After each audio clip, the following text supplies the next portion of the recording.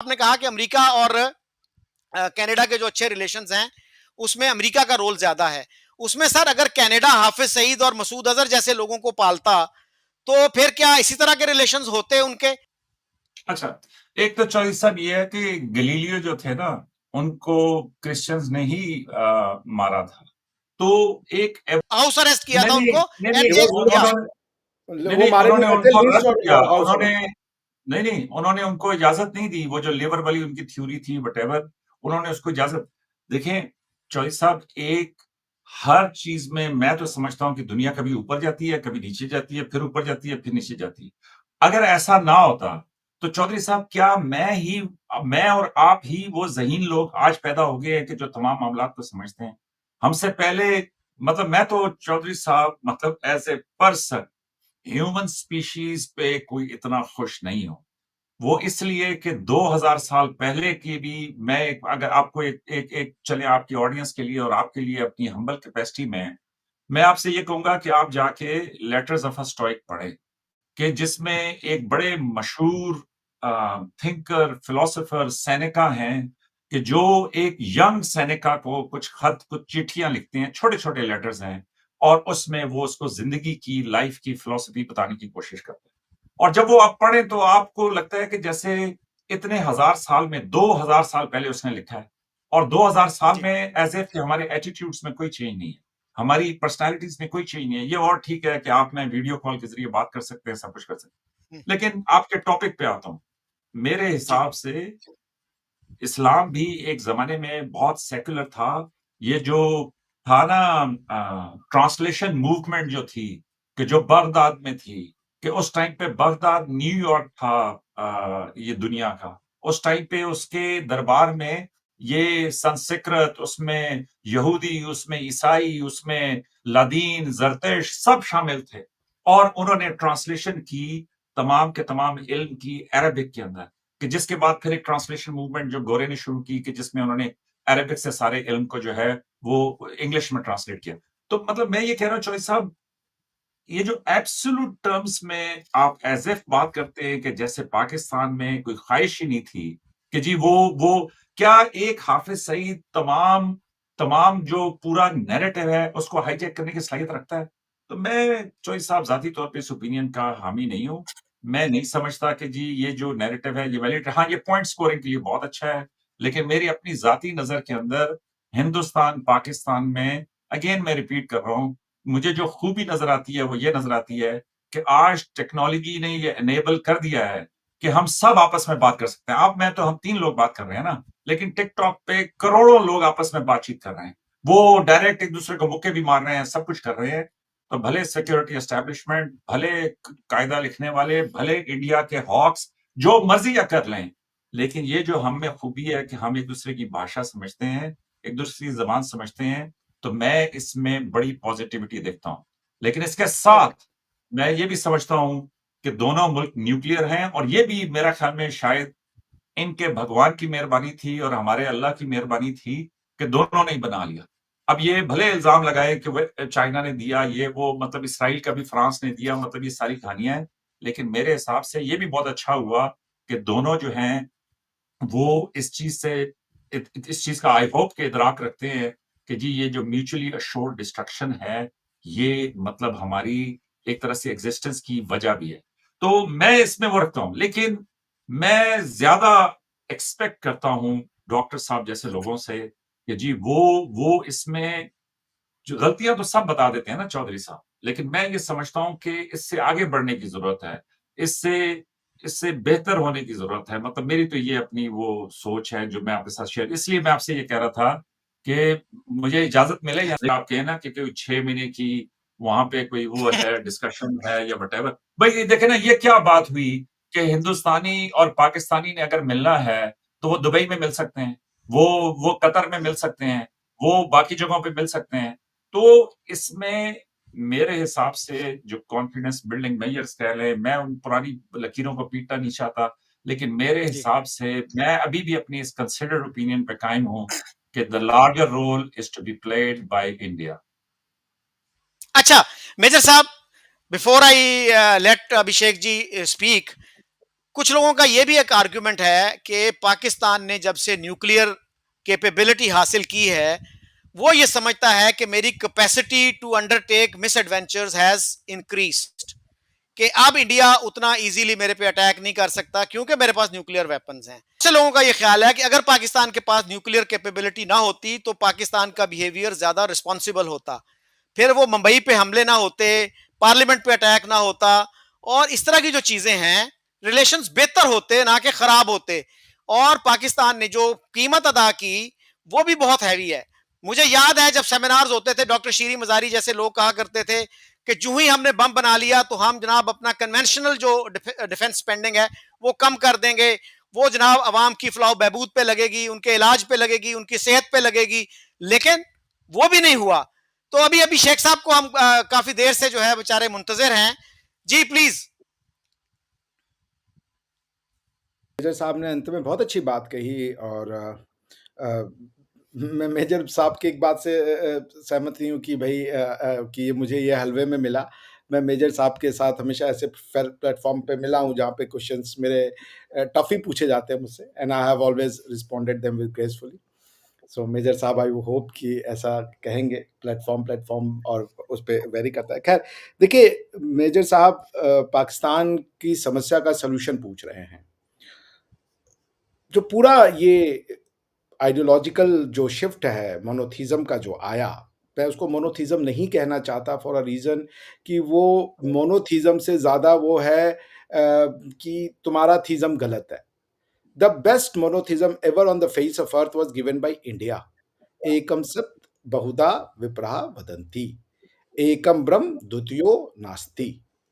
सत्य एक है, उसको कई प्रकार से बताया जा सकता। तो जब मेजर साहब ने कहा कि इनका भगवान मेरा अल्लाह, मेरे लिए ये ठीक नहीं है, क्योंकि अल्लाह भी मेरा है और भगवान भी मेरा है, क्योंकि मैं मानता हूं कि वो सत्य है। तो मोनोथिज्म द बेस्ट एवर, जिसके लिए जो आइडिया ऑफ सेक्युलरिज्म है वो बेसिकली कहता है कि को एग्जिस्टेंस ऑफ मेनी रिलीजन, ये है, ये एंटीडोट है मोनोथिज्म का जो यूरोप ने निकाला। वरना क्रूसेड हो रहे थे, लड़ाइयां लड़ी जा रही थी और यहूदियों का परसिक्यूशन हो रहा था। तो यहूदियों का जो मोनोथिज्म का जो एनेक्डोट निकाला यूरोपियन थिंकर्स ने, किताबें पढ़ लीजिए, two treatise of government by, मैं नाम भूल गया उसका, उसके बाद कॉमन सेंस पढ़ लीजिए, उसके बाद आप पढ़ लीजिए रूसो की जो 3-4 किताबें, मैं नाम भेज दूंगा, perpetual peace by Immanuel Kant पढ़ लीजिए आप, अगर आपको वेस्ट इंडियन बुक्स को नहीं पढ़ना तो।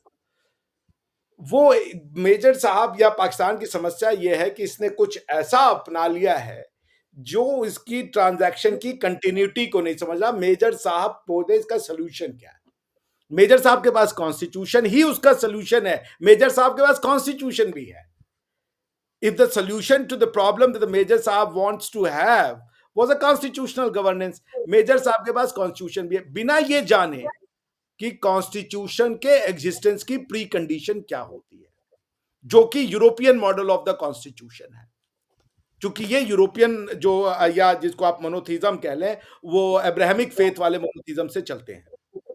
उसमें यह कहा गया कि रिलीजन को आप जब सेपरेट करते हो चर्च से, स्टेट से, तो फिर होता है एक तरफ आपका पॉलिटिकल पावर होता है, दूसरी तरफ जो बचा हुआ स्पिरिचुअल एस्पेक्ट ऑफ रिलीजन रहता है। स्पिरिचुअल एस्पेक्ट ऑफ रिलीजन जनता को दे दिया जाता है, और जो बचा हुआ पॉलिटिकल पावर जब आप निकाल लेते हो किसी टेक्स्ट बुक में से, उस पॉलिटिकल पावर से आप एक कॉन्स्टिट्यूशनल गवर्नेंस का की शुरुआत करते हो।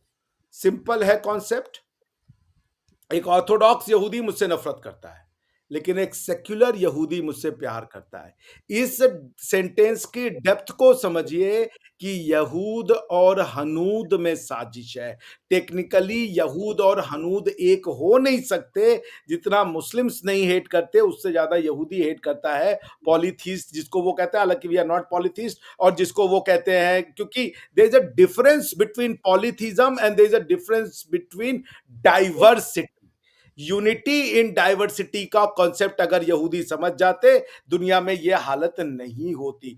बुद्धिज्म भी ट्रैवल किया है, यानी कि एक लीगल, एक स्पिरिचुअल फिलॉसफी दुनिया भर में गई, मगर वो वहां के लीगल और कल्चरल आइडेंटिटी के साथ कॉन्फ्लिक्ट में नहीं आई। उन्होंने जैसे जापान में जाकर के ये नहीं कहा कि शेंटो को खत्म करो या दूसरे जो कॉन्सेप्ट है उनको खत्म करो। बुद्धिज्म वहां पे एक फिलॉसफी के रूप में रहा, उनकी सोशल ऑर्डर, कल्चरल ऑर्डर, उनकी अदर जो ऑर्डर थे उसको डिस्टर्ब नहीं किया। देयर हैव बीन, अगर सऊदी अरेबिया ने दुनिया को इस्लाम दिया है और जेरूसलम ने दुनिया को क्रिश्चियनिटी और यहूदी दिया है, तो भारतवर्ष ने दुनिया को जैनिज्म, बुद्धिज्म दिया है, जो दुनिया के कई देशों में पाए जाते हैं। वहां कोई कॉन्फ्लिक्ट नहीं होता, थाईलैंड में कोई आतंकवादी घटनाएं नहीं हो रही हैं। पॉइंट ये है कि you are stuck between the law and the spirituality. मैं अल्लाह का हाथ जोड़ के सम्मान करता हूं क्योंकि वो गॉड है, मैं ऐसा मानता हूं। लेकिन समस्या ये है कि आप सोशल ऑर्डर और स्पिरिचुअल ऑर्डर के बीच का डिस्टिंक्शन नहीं समझते। Go and frame a constitution which is worthy of being called a constitution, which means man-made law. Make your parliament supreme. The first condition of being a document to be termed as constitution is that it should be the supreme law of the land. आपका constitution supreme law of the land नहीं है, इसीलिए कई power centre है और पाकिस्तान में ये खाना जंगी चलती रहेगी, क्योंकि पाकिस्तान के कई कॉन्स्टिट्यूशन है, एक कुरान है और एक जो ये वाला कॉन्स्टिट्यूशन है और एक ये जो टू नेशन थ्योरी का कॉन्स्टिट्यूशन है। All I'm saying is that get your doctrines correct, get your theories correct. Pakistan will have a very better future. Pakistan will have a very जिसे कह लीजिए साउंड एंड प्रोस्पेक्टिव फ्यूचर। यही मेरी तमन्ना है, आप लोग बने। हमारी आपसे कोई नहीं है, लेकिन हमारे ऊपर चोट लगी है 1000 साल से। मैंने किताबें पढ़ी हैं, मैंने डॉक्यूमेंटेड पढ़ा है, जो डॉक्यूमेंटेड क्रोनोलॉजी क्रॉनिकल्स है उनको पढ़ा है। उसको पढ़ने के बाद मुझे लगता है कि आई एम सॉरी टू से पाकिस्तान एंड इस्लाम ओज एन अपॉलॉजी टू इंडिया। साहब, प्रोग्राम को कंक्लूड करने की तरफ हम चलते हैं। तो कश्मीर का जो है प्रैक्टिकल सोल्यूशन क्या है? मतलब कश्मीर के बारे में कहा जाता है कि ये न्यूक्लियर फ्लैश पॉइंट है, तो इसको रिजॉल्व करना, इस पे किसी फैसले पे पहुंचना बहुत जरूरी है। क्या आप नहीं समझते कि एमबी नकवी साहब ने, जो इतने सीनियर जर्नलिस्ट थे, उनका जो मशवरा था, उन्होंने जो लिखा कि 65 की जंग के बाद हमें ये समझ जाना चाहिए था कि भाई इसका कोई फायदा नहीं है इस इलूसिव ड्रीम के पीछे भागने का, तो लेट्स मूव ऑन, इस हकीकत को हम तस्लीम कर लें। फिर भुट्टो साहब को अपॉर्चुनिटी मिली शिमला में। कुछ लोग ये कहते हैं कि इंदिरा ने ये कहा था कि इसको मान लो और इसको खत्म करो। भुट्टो साहब ने कहा अच्छा मुझे टाइम दो, मैं पब्लिक ओपिनियन को तैयार करूंगा, वगैरह वगैरह। I don't know whether this is apocryphal और दिस इज ट्रू। तो आपके ख्याल में अगर पाकिस्तान 65 की जंग के बाद ये मान लेता और थोड़ा सा पब्लिक ओपिनियन को भी एजुकेट करते, जैसे ताशकंद में हुआ, फिर शिमला में हुआ, शिमला तक जो है एक हम कह देते कि ठीक है यार, जो आपके पास है आपके पास है, जो हमारे पास है हमारे पास है, लेट्स मूव ऑन। लोगों की जिंदगियां बेहतर बनाएं, ना कि उनके लिए हम मुश्किलात पैदा करें। एलीट तो फायदे में रहती है, लेकिन अवाम का तो नुकसान होता है ना इसमें।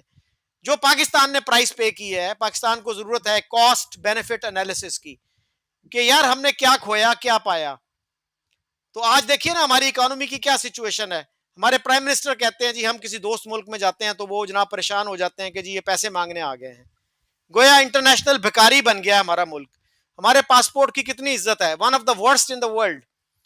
तो हमें कब हम सेल्फ रिफ्लेक्शन करेंगे, कब हम सोचेंगे कि यार पाकिस्तान बनाने का मकसद दुश्मनी निभाना नहीं था, लोगों की जिंदगी बेहतर बनाना था। उस मकसद में हम फेल हो गए हैं। We have miserably failed in that mission. Joy साहब, मैं आपसे आपने जब पिछला सवाल किया था तो उस टाइम पे मेरा दिल था कि मैं आपसे वापस काउंटर क्वेश्चन करूं।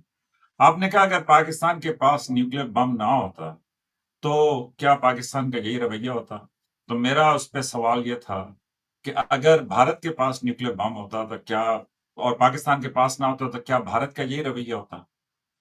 तो देखें, दोनों साइडों को देखा करें। इसी तरीके से आप ये जो कह रहे हैं कि जी पाकिस्तान की मुआशी हालत की क्या हालत हो गई, तो मुझे बताइए कि पाकिस्तान ने ज्यादा नुकसान इंडिया के साथ उठाया या पाकिस्तान ने ज्यादा नुकसान वो अफगानिस्तान की जो जंग थी यूएसएसआर के खिलाफ, कि जिसमें अमेरिका स्पॉन्सर था, तो पाकिस्तान ने उससे ज्यादा नुकसान उठाया? तो मेरे हिसाब से, मेरी समझ के मुताबिक इंडिया पाकिस्तान के पर्सपेक्टिव में, अगेन मैं रिपीट कर रहा हूँ कि मेरे हिसाब से इंडिया और पाकिस्तान दोनों हमेशा बड़े सेन रहे। सेन से मेरी मुराद है कि बावजूद तमाम इख्तिलाफात के leadership on both sides remained very, मैं कहूँगा कि जी वैसे इस तरह भी इख्तिलाफ था, लेकिन at the moment of crisis दोनों ने उससे निकलने की कोशिश की। और बड़े अदब के साथ, अगरचे मैं आज की लीडरशिप को कोई इतना ज़्यादा हाई उसमें नहीं गर्दानता, लेकिन मैं समझता हूँ कि जी even in the current crisis the leadership prevailed. I was very happy कि आई वाज़ वेरी डिसअपॉइंटेड कि जी वो ऑपरेशन सिंदूर शुरू हुआ, लेकिन आई वाज़ वेरी हैप्पी कि जनाब 3 एंड अ हाफ डेज़ में जो भी रीज़न थी, अब भले हमने इनके जहाज़ गिराए, भले इन्होंने हमारा नुकसान किया, जो भी रीज़न थी, लेकिन मैं ये समझता हूँ कि आई वाज़ वेरी हैप्पी कि जी leadership on both sides prevailed और उन्होंने कहा कि जनाब हम अपनी जंग खत्म करना चाहते हैं। तो मेरा चौधरी साहब ओपिनियन ये है कि मैं ये समझता हूँ कि हमें कुछ स्ट्रेंथ्स है हमारी जो ओवरलुक हो जाती है। पाकिस्तान इसलिए गरीब नहीं हुआ मेरी नज़र में कि जी इंडिया के साथ जंग में, इंडिया वाली जंग के अंदर हम उनके साथ अच्छा सर्वाइव कर रहे थे। लेकिन मेरी अपनी ज़ाती अंडरस्टैंडिंग में हमें अफ़गानिस्तान और ये जो ग्लोबल मामलात थे, उन्होंने बहुत नुकसान पहुँचाए। और उसमें वो जो चाहे हमारी मजबूरी थी, चाहे इंडिया की वजह, चाहे जिसकी वजह से भी, लेकिन उस जंग ने हमें बहुत ज़्यादा नुकसान पहुँचाया और उसी जंग की वजह से, और फिर माज़रत के साथ वो जंग घूम के दोबारा हमारे पास आई। और पहली दफा भी वो 10 साल जारी रही चौधरी साहब, और दूसरी दफा भी वो 10 साल जारी रही। पाकिस्तान का टोटल सोशल फैब्रिक तब्दील हो गया उस जंग की वजह से। वरना जब इंडिया से पाकिस्तान आजाद हुआ था चौधरी साहब, तो पाकिस्तान एशियन टाइगर बनने जा रहा था। लेकिन उसको चोट तब लगी कि जब ये जो हमारा जियो पॉलिटिक्स के अंदर जो है ना वो किरदार सामने आया। तो मैं अभी वाकई आपकी बात सही है कि प्रोग्राम बड़ा लंबा हो गया, लेकिन मैं अपनी जाती नजर के अंदर ये समझता हूँ कि अ, अगर पाकिस्तान इंडिया की ना बड़ी यूनिक सिचुएशन है। आप देखें एससीओ में 25 ममालिक थे। उन 25 को इंडिया, पाकिस्तान ने ही जो है ना आगे लगाया हुआ था। अब हमारे डिफेंस मिनिस्टर जो हैं, उस पूरे क्राउड में राजनाथ सिंह साहब जो उनके रक्षा मंत्री हैं, और जो पाकिस्तान के डिफेंस मिनिस्टर हैं ख्वाजा आसिफ, वो 2 वाहिद लोग थे मेरा ख्याल में कि जो एक-दूसरे के साथ डायरेक्ट खुल के पंजाबी में, उर्दू में, हिंदी में, जिसमें चाहें वो गप लगा सकते थे। और मतलब पूरा वो फंक्शन जो है ना बेहतरीन तरीके से एन्जॉय कर सकते थे। लेकिन आप देखें कि जी वहाँ पे उन 2 ने बात नहीं की। बाकी सब ने जो है ना वो आपस में बात की, और सब ने वो हेडफ़ोन्स लगाए हुए थे कि जिसमें वो ट्रांसलेशंस आ रही थी, वो सब कुछ आ रही थी। इस हिसाब से ये इंडस वाटर ट्रीटी वाला बड़ा खतरनाक मसला है चौधरी साहब। मेजर साहब कश्मीर के अच्छा, सोल्यूशन के मैं ज़ाती तौर पे ये समझता हूँ कि ये कश्मीर वाला जो मसला है, ये इंडिया पाकिस्तान के बीच में हल तलब है। अब इसकी जो भी ये ऑप्शन निकालते हैं सर, ये बड़ा मुश्किल क्वेश्चन है आपका कि जी, लेकिन मेरे हिसाब से कुछ इश्यूज़ आपको चौधरी साहब, अभी वो आप देखें ना, आप तो कश्मीर पे आना चाहते हैं। मैं आपको एक और इंटरेस्टिंग बात बताता हूँ। पॉल्यूशन में इंडिया और पाकिस्तान दोनों बराबर के मर रहे हैं, बराबर के। और बड़ी सबसे बड़ी तबाही यहाँ पे वो लिखा हुआ था कि इंडिया, मतलब इंडिया से मुराद थी कि जी इंडिया पाकिस्तान, कि या ये फ्राई होंगे तो या चोक होंगे। तो मैं समझता हूँ चौधरी साहब कश्मीर से बड़े मसले इंडिया पाकिस्तान के बीच में आ जाएंगे, जिसमें इंडस वाटर ट्रीटी है। कश्मीर के ऊपर पाकिस्तान शायद अगले 10 साल 15 साल भी इसी तरह चल सके, लेकिन इंडस वाटर ट्रीटी के ऊपर पाकिस्तान में जो सोशल तब्दीली आएगी, उसको पाकिस्तान सहा नहीं सकेगा। वही वाली सिचुएशन हो जाएगी कि 22 अप्रैल से 6-7 मई तक हम हमला या हम कुछ एक्सपेक्ट नहीं कर रहे थे, जंग नहीं करना चाहते थे। लेकिन 6 मई वाले दिन के बाद मैंने ये कहा था कि मुमकिन ही नहीं है पाकिस्तान की लीडरशिप के लिए कि वो रिस्पॉन्ड ना करे। They will cease to exist अगर there is no military response from Pakistan. अब इंडियंस ये कहते हैं कि जी वो चाइना के पास जब आया बम, और तो हमारे लिए जरूरी हो गया कि हम वो हासिल करें। बहरहाल 1974 में, ये 74 जवाब में है। पहला, जी जी सर मेरी बात सुन लीजिए। हाँ साहब जी, 74 में इंडिया ने पहला न्यूक्लियर टेस्ट किया। अगर इंडिया न्यूक्लियर कैपेबिलिटी हासिल करने के बाद चाहता है कि पाकिस्तान को वो ब्राउ बीट करे, तो फिर उसके पास काफी टाइम था। पाकिस्तान ने न्यूक्लियर कैपेबिलिटी शायद 1984 में जाके हासिल की, तो 10 साल काफी थे कि पाकिस्तान को वो नाकों चने चबवा देता। ऐसा कुछ नहीं हुआ। तो बात सर ये है कि दूसरा अफगानिस्तान पे आपने कहा, तो सर अगर अफगानिस्तान की वजह से भी पाकिस्तान को परेशानी है, कुछ लोग तो कहते हैं उससे फायदा हुआ, इतने डॉलर्स आ रहे थे और जनाब लोग जो है वो अमीर से अमीर तर हो गया, जो हमारी एलीट थी। लेकिन पाकिस्तान को भी तो सोचना चाहिए था ना सर। क्या पाकिस्तान जो थे, पाकिस्तानी जो थे वो दूध पीते बच्चे थे, उनको समझ नहीं थी कि हम किसकी जंग लड़ रहे हैं, क्यों लड़ रहे हैं। और बहुत सारे लोग तो ये कहते हैं कि पाकिस्तान ने actually, Pakistan dragged the US into it, कि यहाँ पे जी लेफ्टिस्ट गवर्नमेंट आ गई है अफगानिस्तान में, हमारे लिए वो खतरा है। तो उसी वक्त जो है वो नूर मोहम्मद तारकई की गवर्नमेंट थी, उसके खिलाफ एक्शन शुरू हो गया। बल्कि उससे पहले भी सर, दाऊद के जमाने में 1973-74 में ये हिकमत यार वगैरह जो थे, बुरहानुद्दीन रब्बानी, उनको भुट्टो साहब लेके आए थे और वहां पे पंजशीर में एक बगावत भी कराई थी इन्होंने। तो हमारा रिकॉर्ड सर माशाल्लाह बड़ा ब्रिलियंट है इस मामले में। आप कुछ कहना चाह रहे हैं ब्रीफली प्लीज? ब्रीफली, चॉइस साहब, आप ना, मुझे मालूम नहीं है कि पाकिस्तान किस हिस्से से ताल्लुक रखते हैं, लेकिन वो कहते हैं ना, आप बड़ी जट की बात करते हैं। तो आपने जट की बात ये की कि 1974 में इंडिया ने न्यूक्लियर सलाहियत हासिल कर ली थी। लेकिन चॉइस साहब, आपने ज़िया-उल-हक साहब का वो सुना होगा फेमस इंटरव्यू एक ब्रिटिश जर्नलिस्ट के साथ, कि जिसमें वो ये कह रहा था कि आपने तो बड़ा ज़बरदस्त किया हुआ है। आपने एक इल्यूजन कायम की हुई है कि हमारे पास न्यूक्लियर बम है और उससे इंडिया को डराया हुआ है। जबकि दूसरी तरफ आप मानते नहीं है आपके पास बम है ताकि आपको अमेरिकी इमदाद मिलती रहे और कांग्रेस की सैंक्शंस ना लगें। तो चोई साहब, उसमें ये भी है कि इंडिया की, मेरे जो ओपिनियन है जियोपॉलिटिक्स में वो ये है कि कोई भी मुल्क अगर किसी का कीमा निकाल सके और फायदा हासिल कर सके तो वो एक सेकंड लिहाज नहीं करेगा। चौधरी साहब मेरे साथ लिहाज कर लेंगे, डॉक्टर अभिषेक मिश्रा मेरे साथ कर लेंगे, लेकिन जियोपॉलिटिक्स के अंदर देयर इज नो रहम। तो मेरी अपनी समझ के मुताबिक सैंक्शंस का मतलब ये उस टाइम पे डिक्लेयर करना ना करना बड़ी मुश्किलात होती हैं। मेरे हिसाब से अगर इंडिया किसी भी टाइम के ऊपर पाकिस्तान को वो कर सकता, पाकिस्तान को कर देता, पाकिस्तान कर सकता, पाकिस्तान कर देता, चाइना कर सकता, चाइना कर देता। तो देखिए ना, आपके सवाल, आपकी बात कमेंट में ही आपका जवाब है कि जी इंडिया ने कहा हमने इसलिए एक्वायर किया कि चाइना ने एक्वायर कर लिया, तो पाकिस्तान ने कहा कि हमने इसलिए एक्वायर किया कि जी इंडिया ने एक्वायर कर लिया। तो this is what geopolitics is. और दूसरा, ये बड़ा मेरे हिसाब से इजी कमेंट है कि पाकिस्तान जैसा छोटा मुल्क जो है वो अमेरिका को किसी वॉर में ड्रैग कर ले। It is very easily put, America is an empire even today.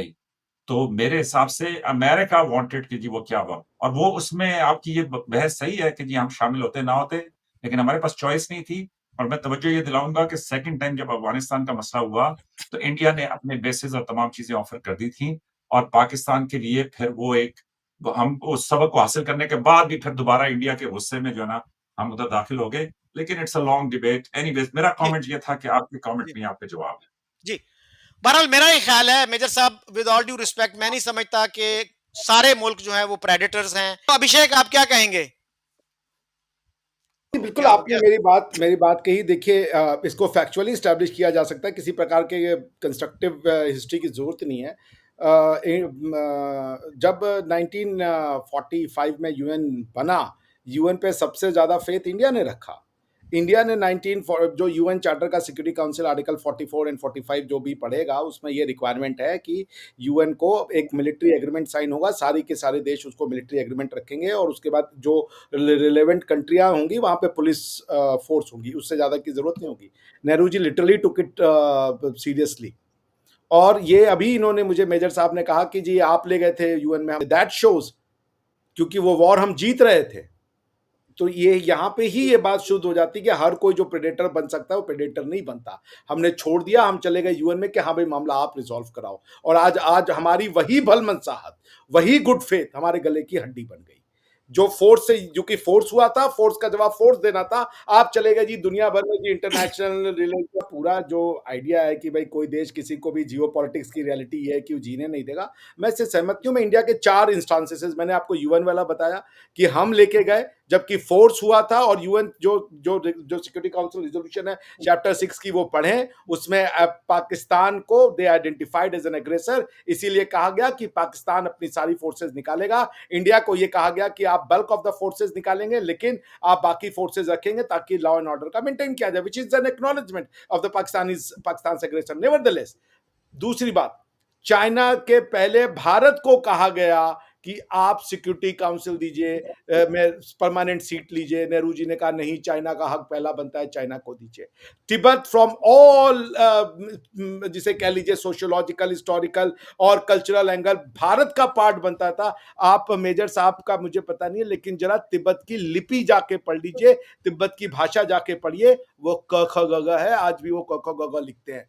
वो हमारा पार्ट बनना चाहते थे। नेहरू जी ने तिब्बत पे वन चाइना पॉलिसी एक्नॉलेज कर ली। इन चाइना ने आज तक वन इंडिया पॉलिसी को एक्नॉलेज नहीं किया, बल्कि China played all the wrong actions against India. उसने पाकिस्तान को मिलिटराइज किया, वो भी न्यूक्लियर वेपन के साथ, ताकि इंडिया को डिस्टर्ब किया जा सके, और इंडिया आज तक उसका रिस्पॉन्स नहीं दे रहा है। और जैसा मैंने कहा कि quad is a very well, जो मेजर साहब कह रहे कि हम क्या नाम है, अफगानिस्तान में इसलिए चले गए क्योंकि इंडिया बेसिस देने को तैयार था। सवाल ही नहीं उठता है। हमसे 3 बार जॉर्ज डब्ल्यू बुश ने पूछा था, बल्कि एक बार आडवाणी साहब उनको कहीं मिल गए थे, उस समय Advani ji deputy prime minister थे। बुश साहब ने कहा कि भाई आप क्यों नहीं आते हो अफगानिस्तान में। अभी ट्रंप ने भी कहा था कि भाई we are protecting Afghanistan, why doesn't India come and take some responsibility of the region. India ने कहा नहीं भेजेंगे ट्रूप्स तो नहीं भेजेंगे। India was not foolish country कि वो जो है दूसरे के वॉर को और अमेरिका के बेसिस को अपने यहाँ दे दे, जबकि उस समय घोर एंटी अमेरिकन गवर्नमेंट्स यहाँ पे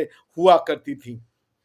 सो मैंने जैसा आपको बताया कि अपनी सिक्योरिटी काउंसिल का सीट हमने चाइना को दिया, और आज चाइना हमारे साथ ये कर रहा है। तो पॉइंट ये है कि सारे नहीं, भारत ने सीखा, लेकिन जो जिस मजे की बात है, साहब कह रहे जवाहरलाल नेहरू और ये लोग बहुत अच्छे लीडर थे और अटैक भी हुआ। ये बात मेरी इनकी समझ में नहीं आई। 1948 में भी अटैक हुआ जी, नेहरू जी और वे लोग बड़े विजनरी लीडर थे। इसका मतलब आप क्या विजनरी लीडर नहीं थे क्योंकि उन्होंने अटैक किया? अगर एक ही में से कोई दो विजनरी हो सकता है ना। पॉइंट इसमें यह है कि पाकिस्तान की प्रॉब्लम, जैसे मैंने कहा ना, जब हम लोग वर्ल्ड वॉर 2 और वर्ल्ड वॉर 1 को स्टडी करते हैं एज अ लॉयर, तो ये कहा जाता है कि वर्ल्ड वॉर 2 का रीजन जो था वो वर्ल्ड वॉर 1 की ट्रीटी में था। जब तक डॉक्ट्रिनल रिजोल्यूशन नहीं होगा, आप मेजर साहब से बोलेंगे वो आपको इवेंट गिना देंगे। जैसे कि इन्होंने कह दिया कि चाइना के वो इंडिया ने न्यूक्लियर वेपन लिया जी, इसलिए हमने न्यूक्लियर वेपन ले लिया। सारे वॉर इन्होंने शुरू किए, चाइना ने हमारे ऊपर अटैक किया, और उसके बाद ये ले रहे डिफेंस की, चूंकि आपने लिया तो हम भी ले लेंगे। 1948 का वॉर इन्होंने, और ये मैं नहीं कह रहा, इनके एयर मार्शल साहब का स्टेटमेंट है कि 1948 का वॉर हमने शुरू किया। अकबर, मेजर अकबर की ये कोई किताब है, उसका नाम मैं भूल रहा हूं, उसमें भी पढ़ लें।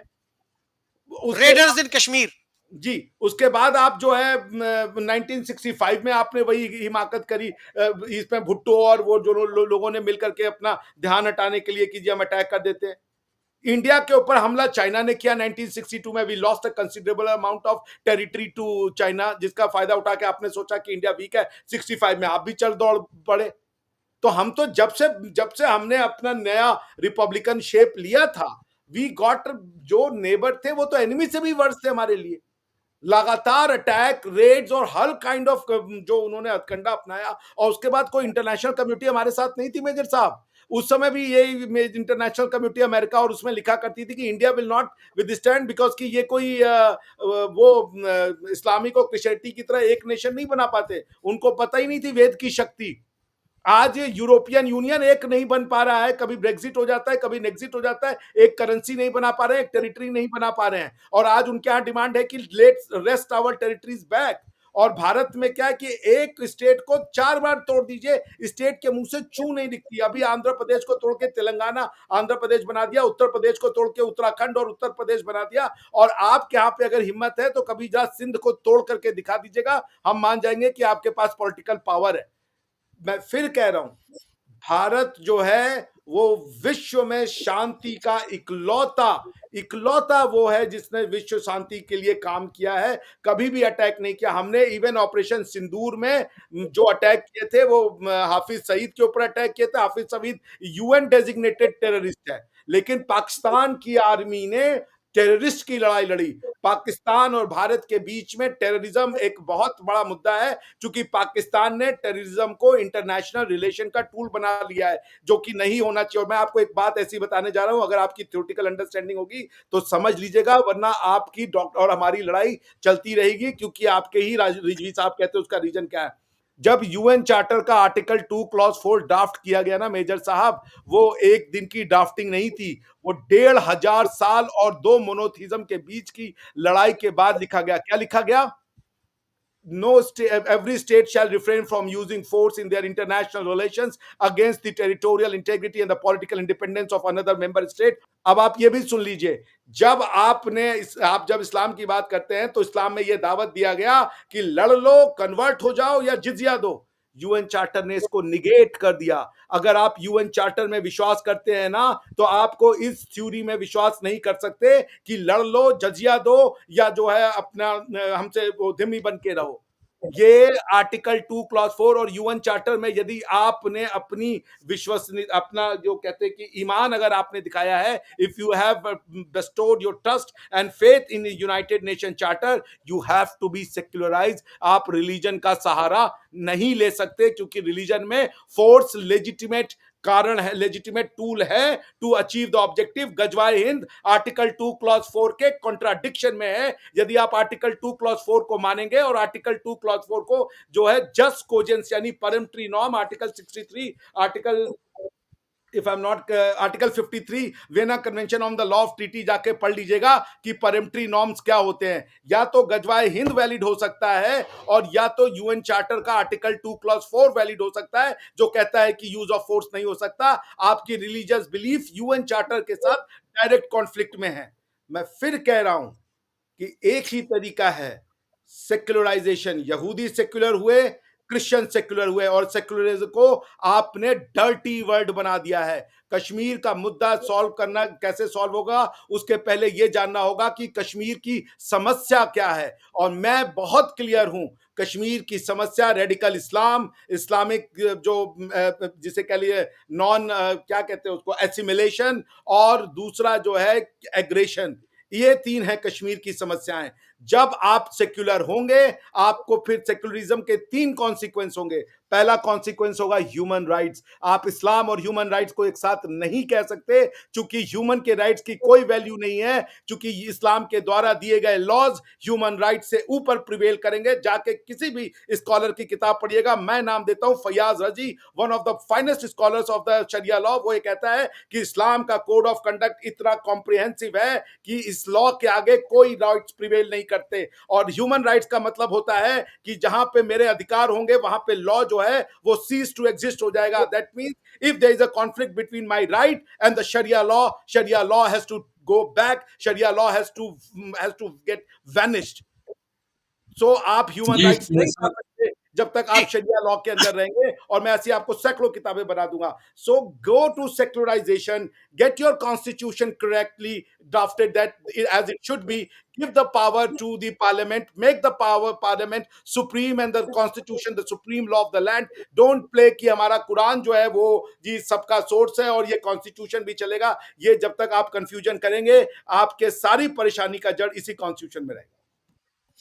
अच्छा मेजर साहब, आपने जो बात की ना कि जी चाइना के पास बम था, इंडिया ने बना लिया कि जी हमें उसके साथ वो करना है, उसके बाद पाकिस्तान ने कहा जी इंडिया के पास है। सर उसमें थोड़ा सा फर्क है, इंडिया और चाइना तकरीबन बराबर के वो मुल्क हैं, तो पाकिस्तान ने कहा कि हम 6 गुना छोटे हैं उनसे लेकिन बराबरी करेंगे। और मैक्सिको की मैं मिसाल दूंगा आपको, मैक्सिको का जो इस वक्त मेनलैंड अमेरिका है, उसका एटलीस्ट 1/4 जो था at one time it was Mexican territory. अब भी उनकी एक स्टेट है न्यू मैक्सिको। टेक्सास जो था it was part of Mexico.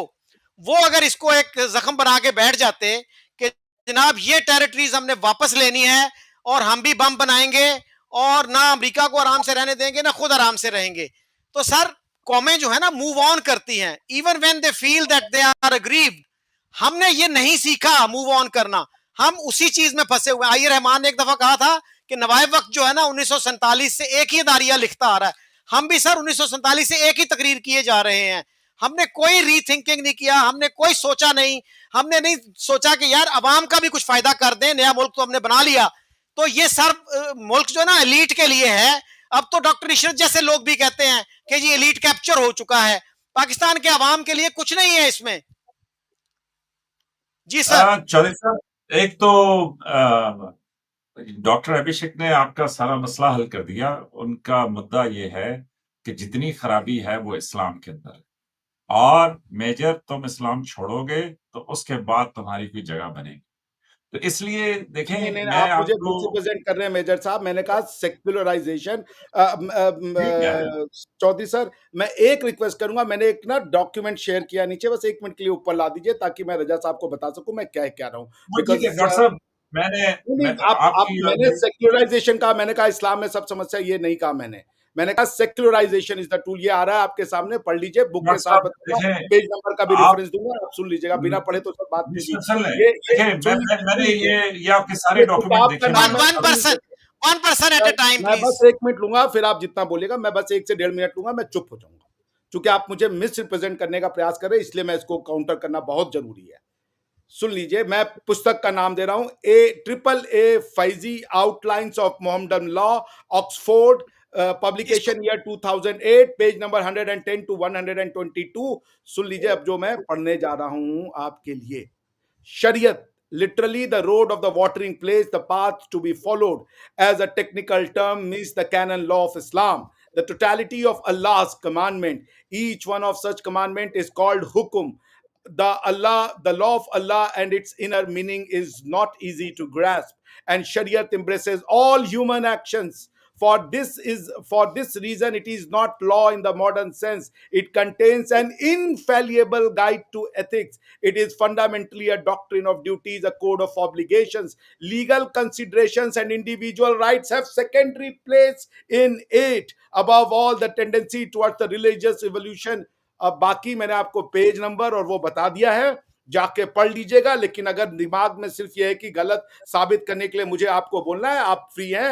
आपकी जो समझदार पढ़ी लिखी जनता है, किताब, पेज नंबर, ईयर सब दे दिया। मैं कह रहा हूं इस्लाम नहीं, सेक्युलराइजेशन। मैं कह रहा हूं मैं अल्लाह को बहुत मानता हूं, मैं आपके पैगंबर साहब की बहुत इज्जत करता हूं, लेकिन आपको सेक्युलरिज्म के पाथ पे जाना होगा।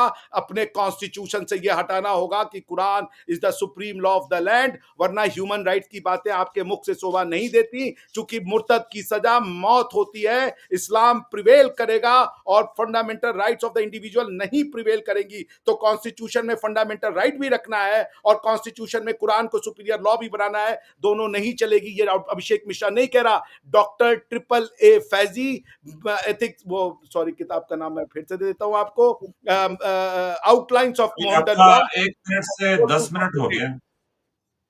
बस आप जी बोल लीजिए जो बोलना है। देखिए तरफ तो आप तरवीज करते हैं कि जनाब राइट्स का और सेकुलरिज्म का और ये सब का। दूसरा आप जाके दोबारा अपनी लैंग्वेज सुन लीजिएगा, आप मेरे साथ बातचीत इस तरह कर रहे होते हैं कि जैसे आप मुझे हुक्म दे रहे हैं कि जनाब ये सब कुछ तुम करो।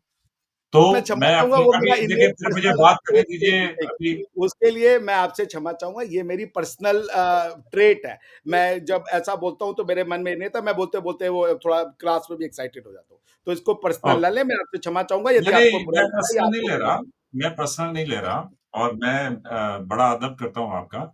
मैं बिल्कुल पर्सनल नहीं ले रहा, लेकिन मैं कंसिडर्ड ओपिनियन दे रहा हूँ कि आपकी बातचीत का अंदाज इस तरह होता है कि जैसे आप मुझे हुक्म दे रहे हैं। नंबर 2, आप ये देखें कि जैसे ही मैं आपकी तवज्जो दिलाता हूँ कि आपकी बातचीत का अंदाज ऐसा है कि जैसे आप मुझे हुक्म दे रहे हैं, तो आप बड़ी खूबसूरती से कहते हैं कि यार ये मेरा तरीका है बात करने का। और यही मेरा सारा बयानिया है कि हिंदुस्तान की तमाम गलतियाँ, तमाम बातचीत एज़ इफ कि जी उन्होंने ही दुनिया के ऊपर मेहरबानियाँ की हैं, बाकी सारे तो जाहिल गँवार और बेअदब किस्म के लोग हैं, उनको जब तक वो आप देखें कि मेरी समझ के मुताबिक, मैं ये कंसिडर्ड ओपिनियन रखता हूँ कि आप बेशक मुझसे नहीं चौधरी साहब से पूछ लें कि ये इस्लाम में सैकड़ों कई तरह की लोगों ने तरवीजें की हैं, कई तरह की लोगों ने तशरीहें की हैं, कई तरह के लोगों ने ओपिनियंस दिए हैं। अब आप उसमें से एक पकड़ के तो पूरा मतलब एक तरफ मोहम्मद बिन सलमान के रेनेसांस की मिसालें देते हैं, दूसरी तरफ मेरी बारी आती है तो आप लॉक करके मुझे 3 लाइनों के अंदर फँसाने की कोशिश करते हैं कि जनाब ये है तुम्हारा। तो देखिए, मेरी अपनी ओपिनियन में ये है कि अगर आप इस तरीके से बातचीत करें, तो भई आप अपने अंदर नज़र डाल लें ना कि आपने कौन से हकूक, कौन सी ऐसी मिसालें, कौन से ऐसे रोशन चीज़ें कायम की हैं। 2025 में भी आपकी आधी आबादी जो है वो अछूत है, बाकी आबादी जो है आपकी वो मुसलमान है, वो अछूत से भी बदतर है। मतलब कौन-सा ऐसा है कि जिसको हाँ, लेकिन मैं फिर भी घूम फिर के इधर आता हूँ कि ये जो चौधरी साहब थे, इनको मैं ये कह रहा था कि देखिए डॉक्टर साहब ने तो आपका मुद्दा वो आसान कर दिया ना। असल में मुझे अब वो बीच में मुश्किल ये हो रही है कि मुझे वो चौधरी साहब के सवाल भूल गए हैं, क्योंकि आपने इतना लंबा बीच में 10 मिनट का लेक्चर दे दिया कि मुझे अब बिल्कुल याद नहीं है। चौधरी साहब काइंडली आप मुझे हिंट दे सकते हैं कि आपने क्या सवाल पूछा था? मैंने मेक्सिको की मिसाल दी थी। हाँ, यस, बिल्कुल, मैं उसके ऊपर आता हूँ। अब देखिए ना चौधरी साहब, एक तरफ आप कहते हैं कि जी, अब आपने दलील ये दी है कि जी चाइना ने बम बनाया, इंडिया ने बना लिया, तो उनका हक बनता था, वो इसलिए कि जी वो फिर भी बराबर के हैं। और हमने क्यों बनाया, गुस्ताखी क्यों की, हम तो उनके बराबर के नहीं हैं। दूसरी तरफ आप सब यहाँ पे बैठ के मुझे अक़वाम मुत्तहिदा के कवानीन, जिसके मुताबिक तमाम देश बराबर हैं, तमाम को एक जैसे हकूक हैं, तमाम की इज्जत और तमाम का ह्यूमन राइट्स और ये, तो देखिए मैं पलटियां खा रहा हूं या हम सब पलटियां खा रहे हैं, बस ये मेरा मुद्दा है टोटल।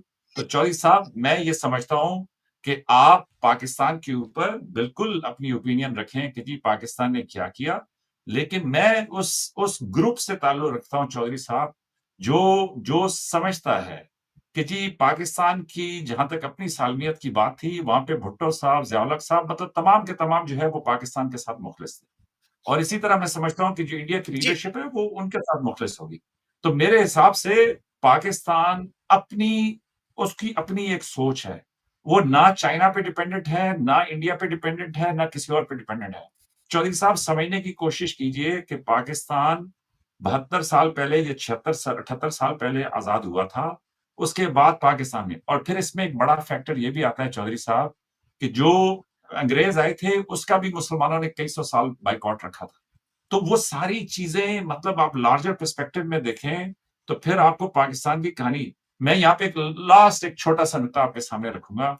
वो एक जी जापानीज डॉक्टर थे जो कैंसर का इलाज करते थे। उन्होंने कहा कि जी अ, हुआ ये कि मुझे खुद कैंसर हो गया, वही वाला कैंसर हो गया। तो उन्होंने कहा मैं जिस अजियत से गुजरा, मैंने जब वो दवाइयां ली तो फिर मुझे पता चला कि कैंसर के मरीज के ऊपर कीमोथेरेपी क्या तबाही लाती है। तो उन्होंने कहा जब तक मैंने खुद कीमोथेरेपी नहीं ली थी, मैं मरीजों को कहता था कि शाबाश, हिम्मत करो, आगे बढ़ो, ये वो सब कुछ। उन्होंने कहा जब मैं खुद उस अजियत से गुजरा तो मैं मरीजों से कहता था, बताओ तुम्हारे साथ कैसी गुजर रही है, तुम्हें क्या क्या मुसीबतें आ रही हैं, कितनी तुम्हें तकलीफ हो रही है।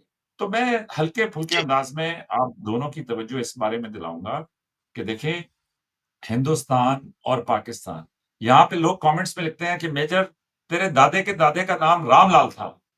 एंड शकील चौधरी साहब, आई आई एग्री टू दैट। मैं उसको मानता हूं कि मैं कन्वर्टेड हिंदू हूं या कन्वर्टेड मुसलमान हूं। आप यहाँ पे पूछें कि डॉक्टर साहब को मैंने नहीं कहा कि जी मैं जेलम से ताल्लुक रखता हूं, राजा पोरस था कि जिसने सिकंदर आजम को रोका था, और मुझे इस जी पे फख्र है, वो मेरा बाप दादा था।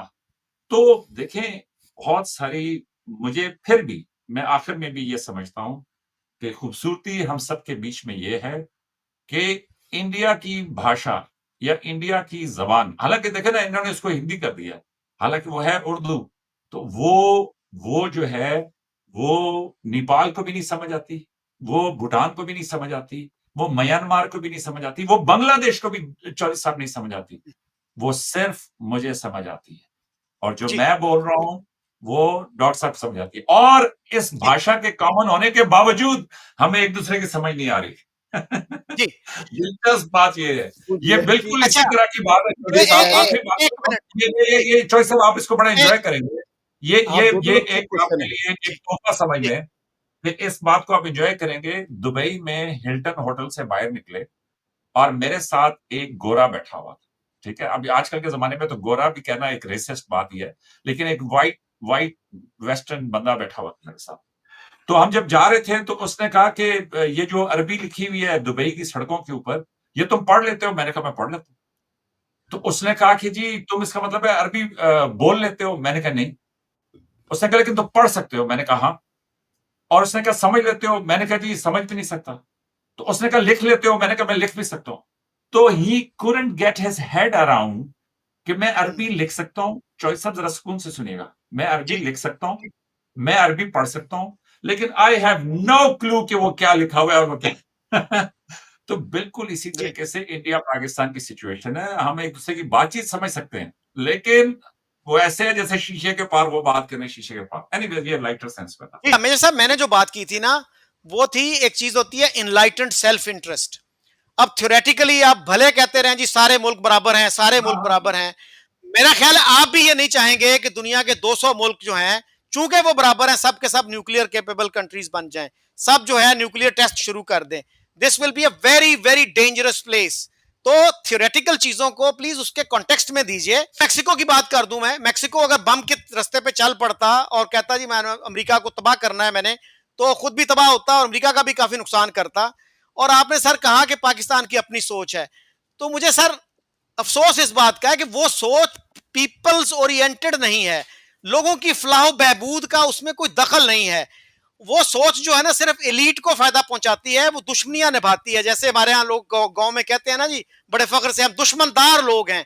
चाहे वो आपकी मुआशी हालत को तबाह कर दे, आपके बच्चों का फ्यूचर बिल्कुल तबाह कर दे, फिर भी आप फख्र करते हैं जी ऐसी दुश्मनदार लोग हैं। तो ये दुश्मनदारी पे जो फख्र वाली बात है ना सर, इस पे मेरी रिक्वेस्ट ये है कि इसको रीथिंक करें, इस पे ठंडे दिलो दिमाग से जो सोचने समझने वाले लोग हैं, थिंकिंग सेक्शंस हैं, उनकी एक कमेटी बना दें 100 लोगों की, 200 लोगों की। Let them debate these issues, let the media discuss these issues in an open manner. आज तो हमने इतनी पाबंदियां लगाई हुई हैं कि टीवी पे फौजी अफसर भी वही आता है जिसको आईएसपीआर अप्रूव करे।